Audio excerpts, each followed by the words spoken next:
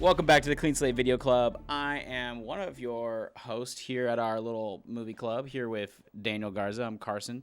And today we have another movie that came out kind of in 2025. This is Darren Aronofsky's Caught Stealing. All right, here we go. When his neighbor asks him to take care of his cat, a former baseball prodigy now working as a bartender finds himself in the middle of gangsters without knowing why. He must use all his cunning to survive and understand what is happening. I feel like this would happen to me. I'm not going to lie. I'm going to be honest. Well, did this happen to no, you? I was like, why you are a is Giants he? fan. Yeah, I am. But why is he a baseball prodigy? Because it's like, such why a isn't he funny, just a bartender? stupid thing to put in the movie. No, I like that because that's why he's so good with the baseball bat as a weapon. Oh, yeah, okay, I guess so. That's why Matt Smith's character gets a freaking huge bump Oh on my his head. gosh, dude, that's so bad looking.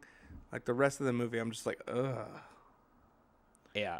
On that note, I really enjoyed this movie. I liked the casting a lot. I'm a fan, obviously, of Mr. Butler's work. I think he's a great actor. Interesting. His voice I keep hearing the Elvis slip out every same. now and then still.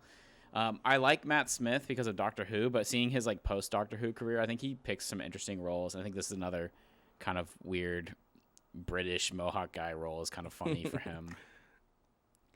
You have the guy who used to play Sabretooth from X-Men is in this. Yep. And then you have Vincent D'Onofrio, who you know him as Kingpin if you've seen Daredevil, and obviously they've done more than that. But, yeah. You also have Zoe Kravitz and Bad Bunny. Bad Bunny is in this. Which he's decent. Dude, in this he's played movie. in kind of two or annoying. three movies that I've seen that I'm like, okay, like he's got some. Yeah, I feel like he's actually a good Yeah, actor. he's not bad. It depends on the role. I don't know. He's not leading man material in my opinion. No, but yeah. I like him in this role, kind of this over the top kind of character. Right. No, but I did enjoy this movie. Like Daniel said, the baseball thing is a little bit random. Mm-hmm. That's not the only random thing in this movie though. There's like the Jewish mafia being Right. involved it's not random, but it's funny to me. The kind of direction of the story is kind of all over the place, a little frantic. Mm-hmm. And I do like that Darren Aronofsky directed this. Oh my goodness, excuse me. That was crazy. I just sneezed so right on. intense. Let's just exit that. Get rid of that. Edit that out. No, I like that Darren Aronofsky directed this. I mean, he's made some pretty intense movies in the past, like Mother, or he did the Noah movie. It's a weird. I don't know, Black Swan. filmography, He's done he's done some crazy movies, and this feels like an action movie. But then you're like, yeah, I could tell someone who doesn't always do action thrillers directed this. Yeah. Which is why some of it feels kind of more brutal to me and kind of unexpected twists and turns. But yeah, I enjoyed it. I think it was a great movie in my opinion. I don't know if it's gonna be a comfort watch ever or a rewatch too much for me. But as far as a fun movie that's very competent in this genre, I feel like we don't get them that often because we're getting all the Liam Neeson movies or all these random action movies that are just don't have much going on. I feel like this is a step in the right direction. So what were your thoughts on this one? For me, the first watch of this, I watched it when it came out, and the first watch was literally such a thriller. I was on the edge of my seat. Yeah.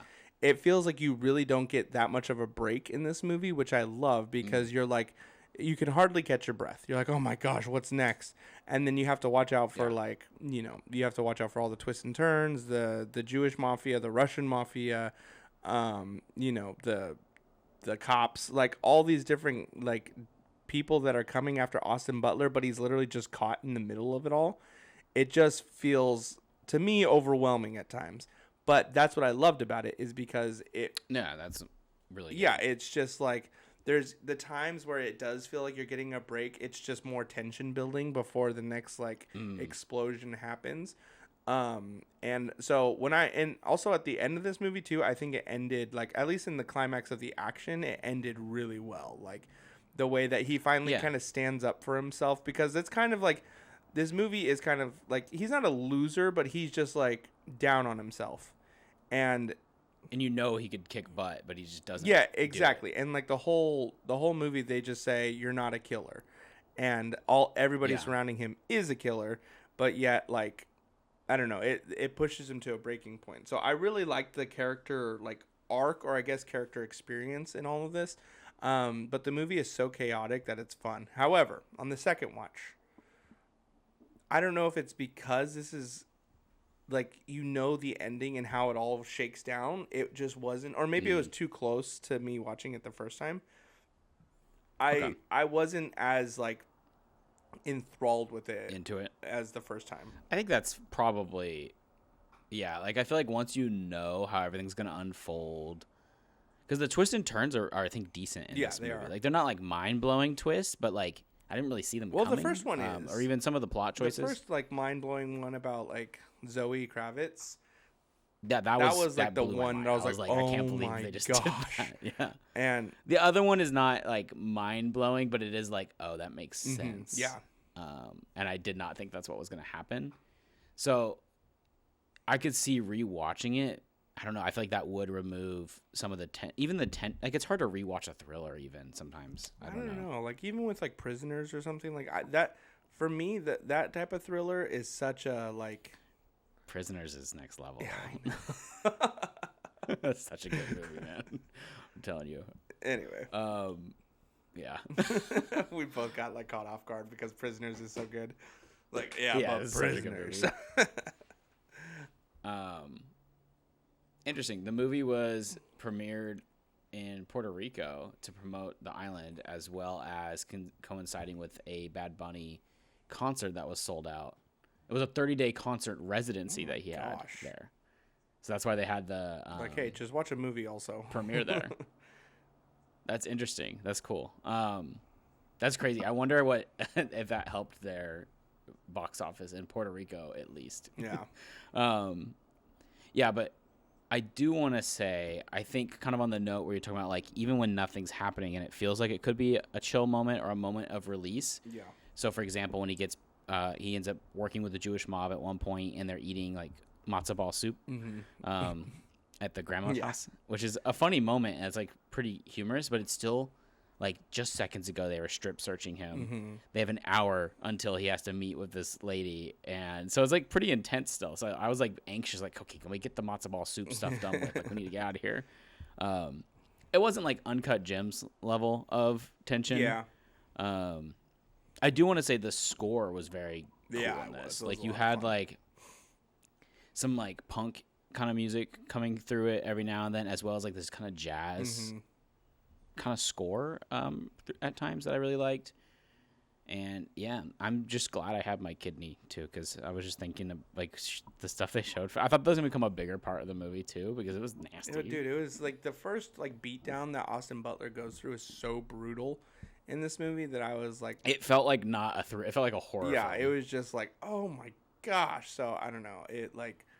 It definitely, this movie is pretty violent, and it doesn't get any less violent. Like each group of people is violent in their very own like specific way, and I don't know if that's because it's New York or what, but like the Jewish mafia is super violent. The Russians are just unnecessary, like animalistic, violent. And then, like, the FBI or whatever her name, the detective, is, like, psychologically violent. Cold. Yeah. She's a cold. It's very realistic, too, in the violence, I feel like. I don't think it was over the top at any point, because it feels like, oh, yeah, this is how this would happen, almost.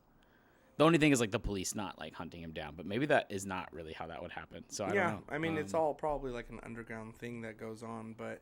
I also felt like this movie was pretty grounded. Like, there wasn't anything that was like, okay, what is this doing here? Like, it's all like, oh my... He's not like a superhero. Yeah, it's not like the Jack Quaid movie, like, where he can't feel anything. And now, all of a sudden, he just knows how to fight like crazy. Like, this was just an athletic guy that is literally trying to survive. And it feels kind of like a Jason Bourne movie in that way, but like a rookie Jason... I don't know. It was just like... Yeah, I could see that. It's a really cool ensemble, and I am like... This goes down as one of my like top 10 favorite movies of the year of 2025.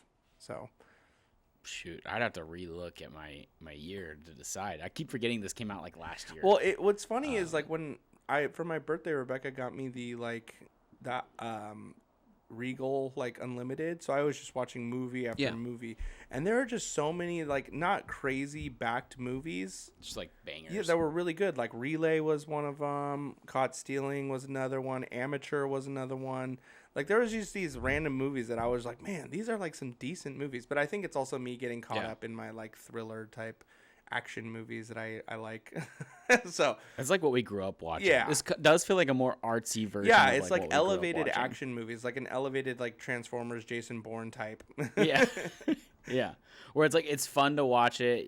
You're at the edge of your seat, but there's not too much that sticks in you afterwards. Like there's actual real stakes here, and and also. I hate cats, but this movie made me love cats because it's like his only loyal friend in the movie. Yeah. And not even his cat. Yeah, I know. And it's like the way that he starts to take care of the cat afterwards, you're like, okay, like you got somebody to like worth fighting for. I will say Austin Butler kind of like reminds me of like an old school Hollywood actor a little bit. A little bit, yeah. Like he doesn't remind me of like a Timothée kind of vibe. Has like this other thing going on. Well, it's hard to put my finger on. I think we did like kind of a comparison between Austin Butler and Timothée Chalamet, where it's like Timothée Chalamet is more like a Leonardo DiCaprio type, and like Austin Butler feels like almost like a Brad Pitt. Like I could see that. Their movies will probably cross paths at some point, but like they've been in movies together. They're both box office draws, but they are in their own categories, and they're really good at their own categories. So I think those two are probably going to be our leading like actors for the next decade of probably like those type. But Austin Butler definitely has a. Are you more interested in seeing their work like in the future? I would say they both have. Obviously this Marty Supreme came out. Right, we are going to be reviewing Marty Supreme. I don't know. I think with Austin Butler, like he's probably in a lot more movies that I'm like immediately drawn to. That I like, but I don't know if this is kind of ignorant to say, but it seems like Timothée Chalamet is a little bit more character driven, which is cool, but Austin Butler seems to be a little bit more like story plot driven, and he's just a really good character in those. He has crazy range though, I feel like, comparatively. I mean, he was in Bike Riders. From playing... I haven't seen that yet, and I really want to. And then Eddington. Oh, he's in Eddington? I haven't seen that one yet either. Yeah. That's a good movie. And then, like, Elvis, obviously. Elvis was, like, the biggest one that I was like, wow, he is a great actor. He was in Once Upon a Time in Hollywood. I mean, he's very young in that. But really? Or I guess he's not even that young. That was, like, 2019. Yeah, he played Tex Watson. I don't know who that is. He was one of the Watson or Manson. He was in Hannah Montana. That's right. That's who he played. So he played a serial killer. Wasn't he in like Ned's Declassified and stuff too? Oh, maybe that was. Yeah, he was in Hannah Montana. He was in Zoe 101. Zoe 101. Yeah. I think it's cool that like Anyways, a child. I'm curious to see where they're gonna go. Actor of ours is like now actually doing really good movies. Like with Timothée Chalamet, and hasn't had any big scandals yet. Right, but with Timothée Chalamet, it seems like he was kind of like. He's trying so hard to do something, like not in a bad try hard way, but like he's trying so hard to create like, and also like if you listen to Timothée Chalamet talk, like he is just so like different level. Like I love, like he has this one quote that's like you have to realize that in life is coming, it's not coming at you, it's coming from you, and he's like, and that's hard to do over time, but once you get it, like you get it. Yeah. And I was just like, his background's also really interesting too. One of my favorite movies forever of Timothée Chalamet will be Beautiful Boy, and it's one of my favorites. I remember when he, had some nice piercings and was pretending to live in Sacramento, and we all thought, "Wow, I get to see almost my hometown on screen." Yeah, I don't know. Wait, what movie were they in together? Austin Butler and Timothée Chalamet. Dune. Oh, right. Part 2. Oh, my gosh. You are right about his range. I'm saying. The dude has some crazy range. And he hasn't done that much compared to Timmy. Yeah, Timothée Chalamet has done a lot. Timmy cut his teeth with the indie movies, right? low-key, Austin Butler came out of nowhere, I feel like. Because he was doing all that TV stuff for so long. So. Well, but then he did... Elvis is what really put him on the map. The Dead Don't Die? Yeah. Elvis was a big... And that was only 2022. Mm-hmm. He didn't really do that much. He was in Sharpay's Fabulous Adventure. Oh, wait. Is he in... Was he in iCarly? Yeah, he was in iCarly. That's crazy. Yeah, bro, he looked so ugly as a kid. Like, it's insane. But now he's, like, cool. I don't know. I really want to watch Bike Riders so bad. It looks like such a good movie. Let's do it. We should just do an Austin Butler, like, month. But let's end this episode and go watch it. Yeah, I know. Austin Butler, January. Austin February. Butt Muncher. Austin Butt May. I don't know. Yeah, he probably got that one before. Anyway. Okay. Anyways, guys, next week we do have a double feature coming up. We are watching Marty Supreme and what was the other one? I don't remember. Life of Chuck. And Life of Chuck. So another Stephen King, and then obviously we were talking about Timmy a minute ago. Yeah. So that'll be a fun one. We haven't done a double feature in a long time because they go way too long. We'll see. And we don't have that much time with that. So we're busy boys now. We'll see how it goes. Hey, but if you guys want, share this podcast and get it out there so that other people can view it, because we want to quit our jobs and just do this full time. That would be the dream. Okay. Wait. One thing that I wanted to mention. Okay. The title of this movie is Caught Stealing. Austin Butler is never stealing in this movie. Matt Smith's character technically didn't steal the money purposefully. It was an accident. The caught stealing is the lighter at the end. He's like, oh, you got caught. He's like, oh, I stole the lighter is what he said. Not like I found it or anything like that. He said, oh, I didn't mean to steal the lighter. That's crazy. Whoa. Yeah, isn't that good? That is actually really good. Yeah, I loved that. Cool. It's stupid, but no, that's good. Also, because I thought it was a dumb title for like half the movie. I was like, why is it called this? That's so funny because I was legitimately thinking about that. I was like, why is it called Caught Stealing? But I never like just did any of the brain work to like look into it. And you just did for me, so thank you. Yeah, you're welcome. That's what I'm here for. Anyways, let's end this. All right, guys. Make sure you like, subscribe, and we will see you next week for another episode. Be kind, rewind. Peace. Peace. Sick. Cool. The battery hung in. Oh, okay. I quit the podcast now. Just kidding.